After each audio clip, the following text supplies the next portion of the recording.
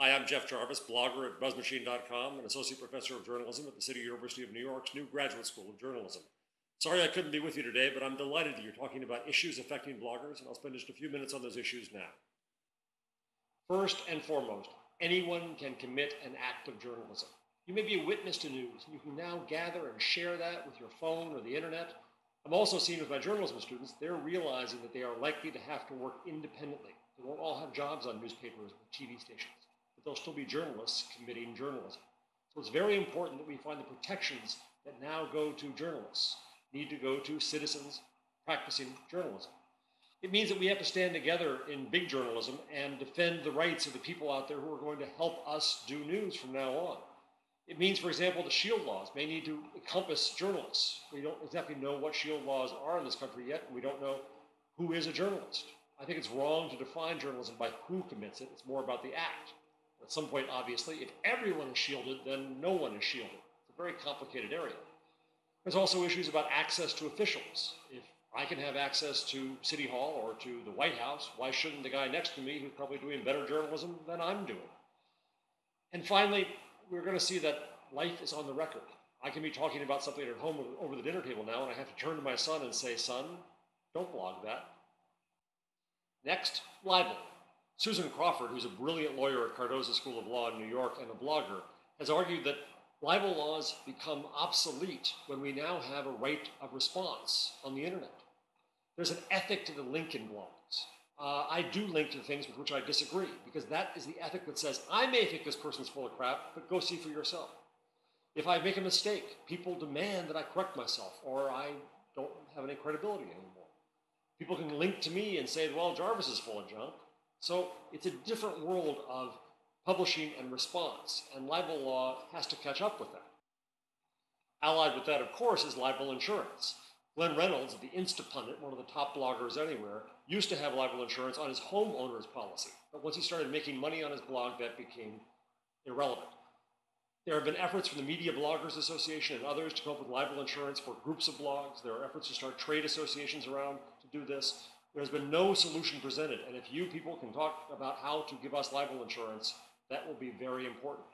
The Media Law Research Center collects cases against bloggers, and last I checked, they had more than 55 cases against bloggers of all sorts. And it's no doubt there are going to be efforts to harass bloggers just because they can now publish to the world. So we need legal protections. We need ways to preserve our freedom of speech.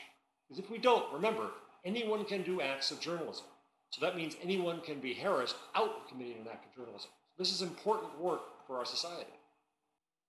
But it's a complicated world. Online, we tend to publish first and edit later. And it works pretty well, actually, because, again, if I make a mistake, people come on me like white blood cells on a germ and demand that I correct it. It's the way it works online. Stories aren't ever finished just when they're printed. Stories are ongoing, living beasts. News doesn't end. Now, that's very different from the old world we're used to. I think it actually becomes a more accurate, more corrected world, but it's very, very different again. This will get only more complicated when we go forward. We find people aren't just printing text that's easily linked and corrected, but audio and video like this. This is also a distributed world of news. What I mean by that is that we won't all go to one single site to get the news anymore. The news will be spread out all over. And news organizations will, in essence, be moderators of that news.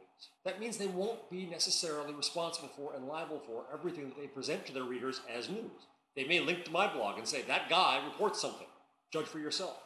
Are they then responsible for it or not?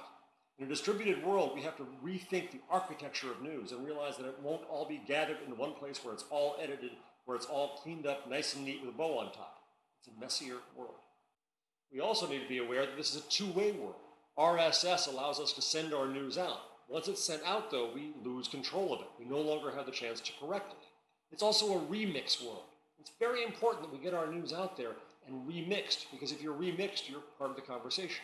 But once you're remixed, you lose control of your content. It's not content anymore, it's a conversation. And finally, there's advertising. I believe it is vital to make this new world grow that big media companies will have to sell ads on local sites, on bloggers, on vloggers, on podcasters. It's a way for them to extend their reach into a new world that's not consuming old media anymore. It's a way to bring their advertisers into this new world safely, and it's a way for this new world to get some fertilizer and grow. But once you advertise on these sites, once you link to them, what are you really saying about them? Are you taking responsibility for the quality of their content? In some ways, yes. In some ways, no. So advertising will be one more factor in a very complex world. I'm glad you're dealing with all these issues, and I can't wait to read the blogging that comes out of the conference to see what happens. Thanks.